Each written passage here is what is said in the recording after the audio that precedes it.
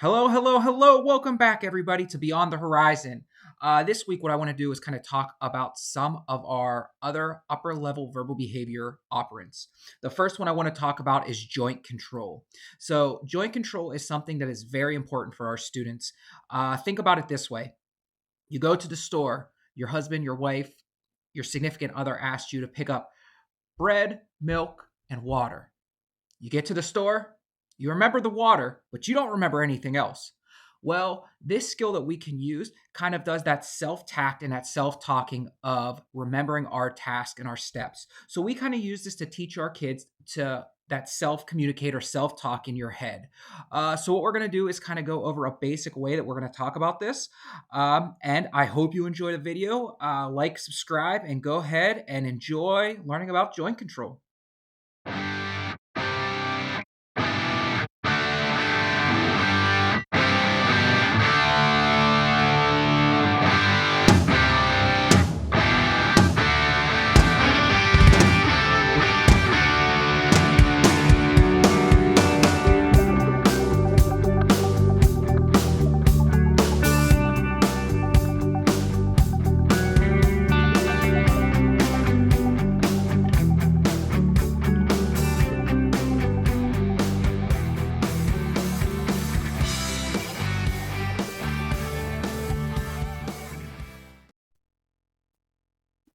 All right, before we get started on how we can use joint control and how we can work on it at home, I want to talk to you about why joint control is so important. Um, Joint control is so important because it's that self talk that we have, that self tact. Um, really, it helps facilitate complex listener behavior at that point.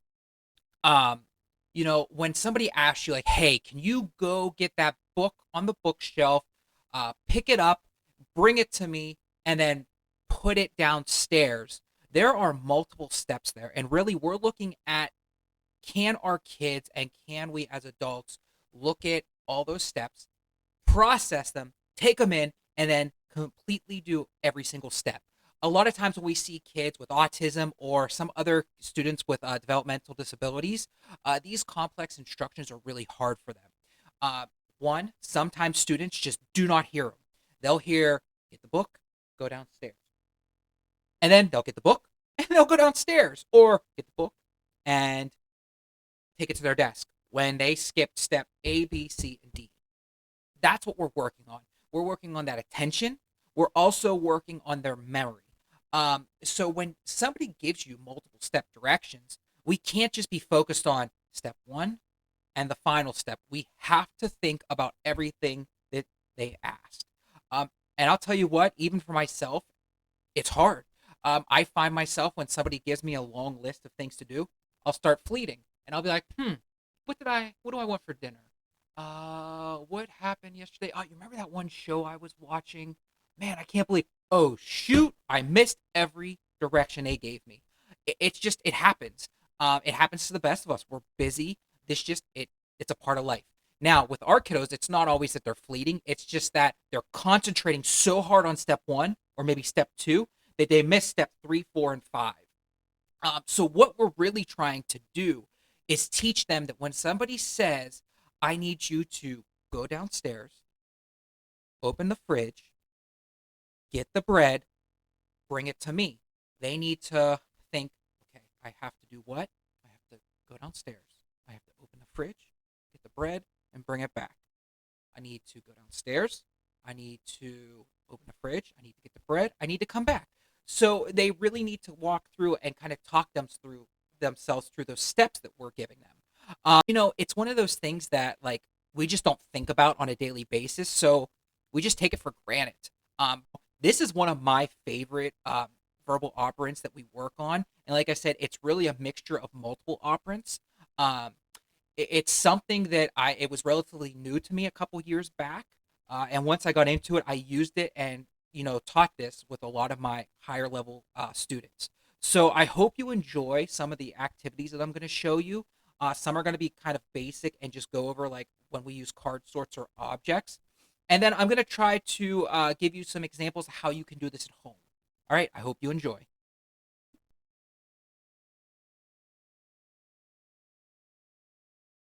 All right, everybody, we're back. Now, here's what we're going to do. I'm going to show you how we work through joint control at school. Now, a lot of times when we do joint control, remember, it's going to be a listener responding. So it's going to be touch or give. Now, it's hard to see. I'm going to change my camera so you can kind of see everything down here. So you might not be able to see me, but I want you to see the objects. I have a pair of scissors, a glue stick, a sparkly pencil, an eraser, and one of them are not like the other. My Birdie Bots beans from Harry Potter. I highly recommend. This is not they don't Harry Potter or Universal does not sponsor this show. Kind of wish they did. So if you're working at Universal, hit me up. Uh, these things are great, especially if you want to mess around with the kids a little bit. Uh, Watermelon's great, but you got to be careful. You don't want to get earwax. All right, so let's get started. All right, so we have our objects. They're laid out. A lot of times it's going to be this or cards. So remember, when we say, show me the scissors, we want them to pick them up or we want them to touch. Okay, easy, correct? Now, how do we do this with joint control? When we're looking at joint control, we're looking at giving multiple steps. So the first thing I like to do is just 2 items, okay? 2 items. Give me scissors and eraser. Okay, so you're hoping that when you say, give me scissors, eraser, go. They're going to go scissors, and they're going to give you the eraser. Great job. Now, in my opinion, the order matters. You're giving a specific order. So if they would have went eraser, scissors, is it wrong? No, they got us both. However, I'm looking for a specific order. I'm giving you a step. I want the scissors first, and then I want the eraser. Now, when we work on this, we start out at a 0 time. So we want to go, give me scissors, eraser. Okay, give me scissors, eraser. Then I'm going to point to myself and go, scissors, eraser. Now, point to the student, and we're going to go, give me scissors, eraser. The point to them is to show them that you want to say it out loud. Scissors, eraser. Okay, give me scissors, eraser, go. There's to go, scissors, erasers, hand it to you. Awesome. That's correct. So that's how we kind of work on it here. Now, I set a 0 time limit at first because what we're going to do is slowly creep up that time. So I might go, okay, give me scissors, eraser. Scissors, eraser. Good. What did I ask for? Give me eraser. Okay, they're talking through it. Now, I'm going to say, give me scissors and the eraser. And I'm going to sit there and wait. A lot of times I start with a 1-second time delay. Okay, go. At that point, we don't tell them again what we want. We just want them to pick up the items. The reason we want the time delay is because we want to work on them self-talking and self-tacting in their head. Okay, I need scissors, eraser, scissors, eraser, scissors, eraser. Go. Okay, scissors, eraser. Now, that's important because what we're going to do is we're going to kind of expand that time frame to creep up to 10, 15 seconds just because we want them to keep working on that self-talk and we want to make sure that their receptive skills are working. So we want to make sure that they're listening, taking in the information, they can process, hold it in, and then answer the question. So at the end of the day, we would really like, go ahead and give me the scissors and the eraser, and we were going to wait. And we're going to have a nice pause until we say, okay, go ahead and go. And then we're hoping that they make the choice of our scissors and our eraser. All right. So what's next? After that time, we're looking at adding more objects. There are times that you could do 2, but we want to creep that up to more. Now, our field is going to have to get bigger, correct? So if we want 3 items, we're going to want a bigger field because we want to make sure that there's still items left. Now, what else? We're going to do the same thing when it comes to that if we add objects. So say we're going to do, okay, give me scissors, pencil, jelly beans. Okay, go ahead, give me scissors, pencil, jelly beans. Scissors, pencil, jelly beans. Okay, what do we need? You hope they say scissors, pencil, jelly beans. Good.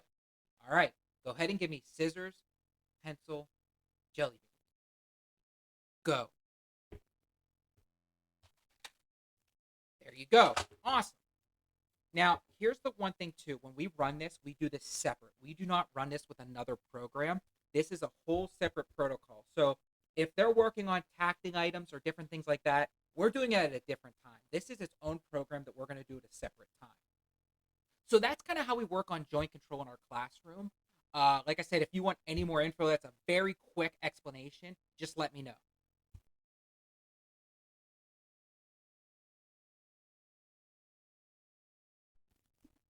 All right, everyone. So, how do we do joint control at home? So, some of these tasks that I'm going to give you, or some of these activities, kind of overlap with other information we went over.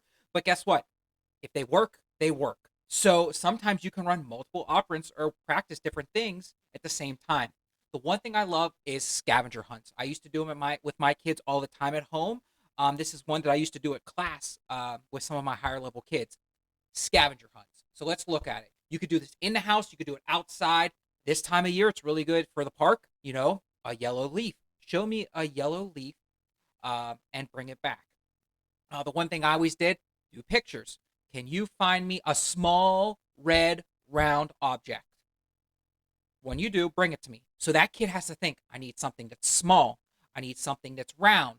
I need something that's red. And then they'll have to think about it. I need small, round, red.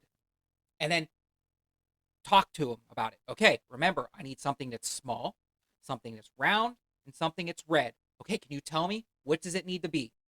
Small, that's right, small. Red, red, good. Which round? Round, that's perfect. So you need something that's small, red, round. All right, go find it. So really, we want to coach them through that talking. Now, what happens if they make a mistake? I need something small, orange, square. Nope, nope. Okay, listen, I need something that's small, round, and red. Okay, can you repeat that again? Small, good, round, red. Okay, now listen to me. You need to find me something that's small, round, red. You say. So you want to kind of prompt them through that.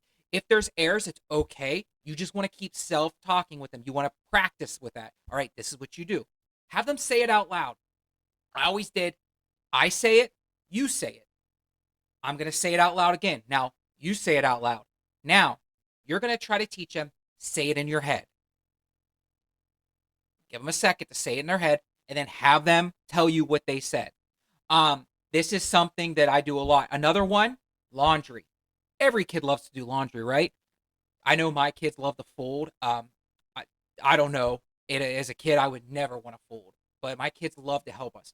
Use this as a task. The red socks go in the blue bin. The shirts go in the square container. So you want to give them some steps. The biggest thing here is give them steps or give them descriptors that they need to look for. So the small shirts need to go in the square container. The big shirts need to go in the rectangle container. And you want to add those steps to them. Now, for some of our kiddos that are still, you know, that still need a little bit of help with joint control, make it very simple. You need to put the red socks in the red container and the green socks in the blue container. Okay, red to red, green to blue. Okay, talk again. Red to red, green to blue. All right, now you do it. That's okay. I don't expect our kiddos to be like perfect at joint control, and that's why we have to work on it. Another thing around the house is just ask them. Like it's almost like a scavenger hunt, but honestly, you just want to ask them to get you some things, and it can be simple. Like, hey, can you go get me the black marker? I have to write something out real quick. Remember, black marker. Okay, can you give me the black marker? What do I need? Okay, go ahead, and then bring them back. Just asking for simple things, because again, it's the more descriptors. So if it's the black Sharpie marker or the purple Expo marker, you just want to keep adding some extra things. Now, the reason why I say that is because you don't want them to go and just pick up any black marker or any purple marker. You want to make sure that there's something that they know. Now, if your kids don't know what an Expo marker is or your kids don't know what the Sharpie is, you shouldn't be asking that. So it should be something they already know what it is. And these are just little tasks that you can do. It's nothing crazy. If you want anything else any other tasks or any other activities you could do with your kiddo, please let me know.